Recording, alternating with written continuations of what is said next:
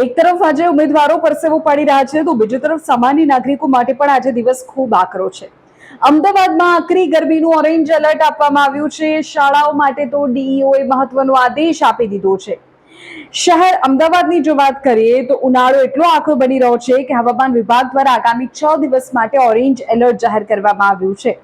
જેને ધ્યાનમાં રાખીને અમદાવાદ શહેર જિલ્લા શિક્ષણ અધિકારી તમામ શાળાઓ માટે મહત્વની સૂચના આપી રહ્યા છે। તેમણે શાળાના સમયમાં ફેરફારને લઈને વાત કરી છે। ગરમીના પ્રકોપથી બાળકોને બચાવવા માટે ધોરણ 1 થી 8ના બાળકોને બપોરે 12 વાગ્યા પહેલા છૂટા કરી દેવાની તાકીદ કરવામાં આવી છે। એ સિવાય આઉટડોર એક્ટિવિટી પર રોક લગાવાઈ છે। સ્કૂલના મેદાનમાં લેવામાં આવતા ફિઝિકલ ટ્રેનિંગ, પીટીના પીરિયડ અથવા તો કોઈ પણ અન્ય પ્રકારની આઉટડોર એક્ટિવિટી ગરમી દરમિયાન ન કરાવી તેવી કડક સૂચના છે। આ સિવાય પીવાના પાણીની સુવિધા રાખવી, બાળકોને ઠંડા અને શુદ્ધ પીવાના પાણીની પૂરતી વ્યવસ્થા તેમના માટે જળવાઈ રહે તે બાબતની પણ સૂચના આપવામાં આવી છે। આરોગ્યની કાળજી, જો કોઈ બાળકની તબિયત લથડે છે તો તેને તાત્કાલિક સારવાર મળી રહે તે માટે ફર્સ્ટ એડ કિટ તૈયાર રાખવાની સૂચના આપવામાં આવી છે। હવામાન વિભાગનું કહેવું છે કે આગામી દિવસોમાં પારો 43 થી 45 ડિગ્રી સુધી પહોંચી શકે છે।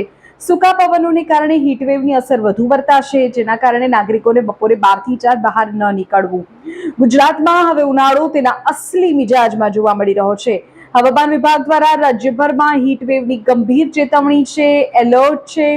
ખાસ કરીને સૌરાષ્ટ્ર, ઉત્તર ગુજરાતના જિલ્લાઓમાં તો આકરી ગરમી છે। કેટલીક તમને મહત્વપૂર્ણ વિગતો આપી દઉં તો આજે રાજકોટમાં રેકોર્ડ બ્રેક ગરમી, આજે પારો 45 ડિગ્રી સુધી પહોંચવાની આશંકા છે। નાગરિકો માટે ચિંતાનો વિષય છે। 5 જિલ્લાઓમાં યલો એલર્ટ આપવામાં આવ્યું છે, જેમાં રાજકોટ, કચ્છ, પાટણ, મોરબી અને સુરેન્દ્રનગરનો સમાવેશ થાય છે, જ્યાં હીટવેવની આગાહી છે। અમદાવાદમાં પણ અત્યારે પારો 44.8ની આસપાસ છે, જે છેલ્લા 15 વર્ષનો એપ્રિલ મહિનાનો રેકોર્ડ છે। એટલે તબિયત સાચવજો, થોડી તરકાર રાખજો અને બને તો બપોરના સમયે બહાર નીકળવાનું ટાળજો।